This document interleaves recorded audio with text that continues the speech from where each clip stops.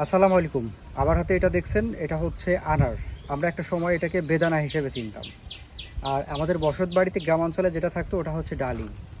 তো আনার, বেদানা, ডালিম এটা নিয়ে নানান প্রশ্ন রয়েছে। যাই হোক, আমি ওইদিকে যাব না। এটা আপনারা মতামত জানায়েন। আর এই মুহূর্তে আমার হাতে যে আনারটা দেখছেন, এটা হচ্ছে বাণিজ্যিক একটা জাত। এই আনারের নাম হচ্ছে পাকিস্তানি আনার। আর এই আনার গাছ সাধারণত অনেক বড় হয়, ডালিম গাছের মতোই হয়। আর এই আনারের বিশেষ যে বৈশিষ্ট্য সেটা হচ্ছে এগুলো অনেক বড় সাইজের হয়। সাধারণত আমরা বাণিজ্যিকভাবে যে আনারগুলো বাংলাদেশে চাষ হতে দেখেছি বা হচ্ছে শুনেছি, সেগুলো খুব মিডিয়াম একটা সাইজের, বাট এটা হচ্ছে অনেক বড় সাইজের। তো আনার বেশ পুষ্টিগুণ সমৃদ্ধ একটা ফল। আনারের মধ্যে প্রচুর পরিমাণে ভিটামিন রয়েছে।